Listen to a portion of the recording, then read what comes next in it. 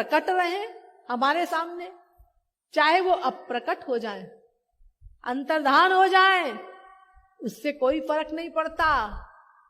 उनको संसार के व्यक्ति के लेवल पे न तोलो कि जैसे संसार में हमारे पापा थे, मम्मी थी, और हमारे भाई था, हमारे चाचा जी थे, ताऊ थे, अमुक हमारा व्यक्ति था, अब वो चला गया तो अब तो बस खत्म हो गया हमारा उससे नाता। ऐसा गुरु के साथ नहीं होता। गुरु को तुम संसारी लेवल पे तोल रहे हो, यानी माइक बुद्धि का प्रयोग कर रहे हो, मर्त्य बुद्धि कर रहे हो उसके प्रति, कि जैसे संसार में कोई अप्रकट हो जाता है तो बस खत्म, सदा के लिए उससे हमारा नाता। तो गुरु के अप्रकट होने पर, उन अंतर्धान होने पर अगर तुम यही सोचते हो और फिर किसी दूसरे का आश्रय ढूंढते हो कि अब उसके पास जाए, उसको गुरु बनाए, तो फिर इसका मतलब तुम घोर नामापराधी हो। तुमने एक सांसारिक मनुष्य समझा गुरु को जो साक्षात परब्रह्म है। वेदों शास्त्रों का भी तुमने घोर अपमान किया, जो चिल्ला चिल्ला करके कह रहे हैं कि गुरु ही परब्रह्म है, गुरु ही परब्रह्म है। तो अगर वो परब्रह्म है तो परब्रह्म की सब योग्यता उसके अंदर है, इसीलिए उसके अंतर्धान होने से या प्रकट होने से तुम्हारे योगक्षेम वहन करने में क्या अंतर पड़ता है? उसके पास तो सब शक्तियां हैं, वो दिखाई नहीं दे रहा है लेकिन है तो हमारे साथ। जैसे भगवान सदा हमारे साथ रहते हैं, ऐसे ही गुरु भी सदा अपने शरणागत के साथ रहता है। और महाराज जी की राइटिंग इस बात का प्रमाण है। आप लोग मेरे पास आकर के वो पत्र देख सकते हैं, और आप लोगों ने देखा होगा। यहां तो मुझे पता नहीं है कि नहीं, लेकिन बंबई में मैं जहां रहती हूं, आप मेरे पास आइए, मैं महाराज जी के हाथ का लिखा हुआ पत्र दिखाऊंगी, एक साधक के नाम, महाराज जी की हैंड राइटिंग में, किसी और से लिखवाया नहीं। मेरे प्रिय साधक, लीला संवरण की बात कभी न सोचो, मैं सदा शरणागत के पास रहूंगा।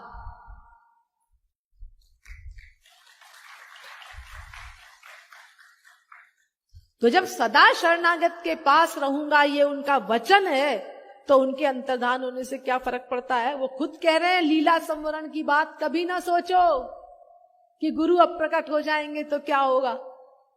मैं सदा शरणागत के पास रहूंगा, और शरणागत के पास रहते हैं श्री महाराज जी सदा। इसका जो शरणागत है उसको अनुभव होता है, और अगर शरणागत नहीं है तो प्रकट थे तो भी उसका योगक्षेम वहन नहीं करते। गुरु की तो कृपा शरणागति के हिसाब से होती है। ये यथा माम प्रपद्यन्ते तांस तथैव भजाम्यहम्, जितनी शरणागति उतनी कृपा। चौथे अध्याय का 11वां श्लोक गीता का। तो प्रकट रहे तो भी वही सिद्धांत चलता है, अप्रकट हो जाए तो भी वो सिद्धांत चलता है। तो फर्क क्या हुआ?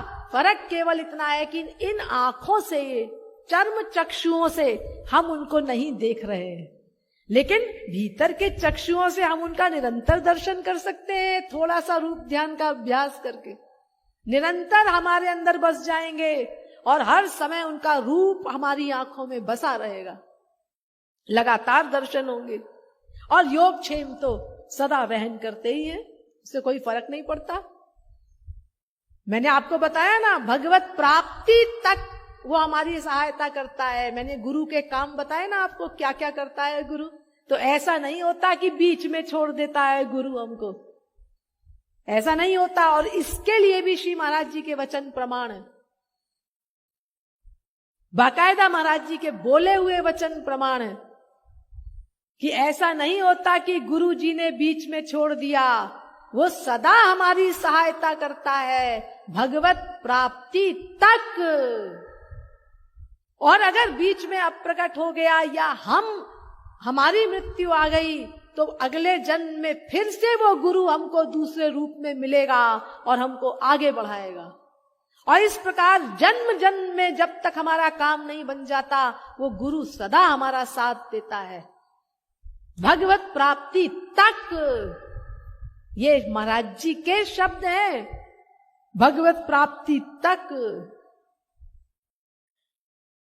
इसीलिए आपको कोई और आश्रय ढूंढने की जरूरत नहीं। अगर आप ऐसा करते हैं तो घोर नामापराध करते हैं। गुरु को आपने एक माइक पुरुष, सांसारिक पुरुष समझ लिया, सारे शास्त्रों वेदों की फिलॉसफी को विस्मृत कर दिया आपने, यानी सारे शास्त्रों वेदों का खुल्लम खुल्ला अपमान कर रहे हैं ऐसे लोग जो ये सोचते हैं। इसीलिए देखिए वेद कहता है गुरु भक्तिम सदा कुर्यात, गुरु भक्ति सदा करनी चाहिए, अनंत काल तक करनी चाहिए, क्योंकि गुरु सदा हमारा योगक्षेम वहन करता है शरणागत का। और ध्यान दीजिए, और अगर किसी का गुरु भगवान का अवतार है, भगवान ही स्वयं गुरु बनकर आ गए, जैसे चैतन्य महाप्रभु, जैसे हमारे महाराज जी, ये बात कोई ऐसा नहीं कह सकता कि हम ही लोग बोलते हैं उनके अनुयायी। ये तो बाहर के भी अनेकों विद्वानों ने बोला है सबके समक्ष कि साक्षात श्यामा श्याम के स्वरूप है, साक्षात राधा कृष्ण के स्वरूप है। प्राण गोपालाचार्य जी, मनोज शास्त्री जी आदि कई लोगों का आपने सुना होगा महाराज जी के विषय में जब उन्होंने बोला है, और भी तमाम लोगों ने बोला है। तो अगर भगवान के अवतार हैं तब तो फिर वो चले भी जाएं तो नए लोग भी आते हैं तो उनका भी योगक्षेम वहन करेंगे, क्योंकि वो भगवान है। भगवान अगर गुरु के रूप में आ गए, इतना सौभाग्य किसी को मिला, तो फिर उनके अंतर्धान होने के पश्चात भी अगर कोई उनको अपना गुरु मानता है तो वो तो चूंकि सब जीवों के अंतःकरण में बैठे रहते हैं, सब जीवों के अंतर्यामी होते हैं भगवान, इसीलिए वो नोट करेंगे कि ये मुझे गुरु मान रहा है और मेरा ये अवतार गुरु के रूप में हुआ था और मैं सब तत्व ज्ञान आदि छोड़ के गया हूं। कैसे तत्व ज्ञान का प्रयोग किया जाए, आगे बढ़ा जाए, सारी तरकीबें बता के गया हूं। तो उसका आश्रय लेकर के अब ये जीव आगे बढ़ने का प्रयत्न कर रहा है, तो मेरा भी कर्तव्य है कि मैं अपना काम करके इसकी हेल्प करूं। और ये अनुभव भी महाराज जी का तमाम लोगों को हो रहा है। कितने नए लोग तो जिन्होंने कभी श्री महाराज जी का दर्शन भी नहीं किया, मुझे मिले हैं जिन्होंने श्री महाराज जी के प्रत्यक्ष अनुभव, बड़े बड़े अनुभव बताए हैं, जो बाद में शरण में आए श्री महाराज जी की। ये सिद्ध करता है कि श्री महाराज जी साक्षात भगवान है।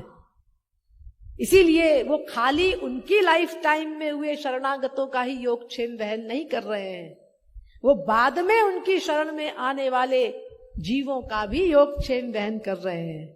लेकिन जो महापुरुष होता है, भगवान का अवतार नहीं है, वो खाली उसके समय में जो शरणागत हो गए उन्हीं का योगक्षेम वहन करता है, लेकिन कर्ता भगवत प्राप्ति तक है वो भी, क्योंकि उसके पास भगवान की सब शक्तियां होती हैं। इसीलिए वेद कहता है गुरु भक्तिम सदा कुर्यात, ब्रह्म विद्योपनिषद, ये 30वां मंत्र है, 30वां मंत्र ब्रह्म विद्योपनिषद का। अर्थात अनंत काल तक गुरु की भक्ति करनी होगी, खाली भगवत प्राप्ति तक नहीं, भगवत प्राप्ति के बाद भी आपको गोलोक में गुरु के नीचे ही रहना होगा और गुरु आपसे भगवान की सेवा करवाएगा।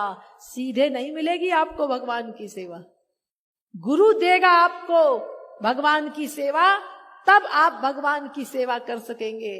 इसीलिए गुरु का संग अनंत काल का होता है। इसलिए दिमाग से निकाल दो कि श्री महाराज जी कहीं चले गए हैं, अंतर्धान हो गए हैं। सदा उनको अपने साथ महसूस करो, योगक्षेम वहन कर्ता के रूप में भगवत प्राप्ति तक। अगर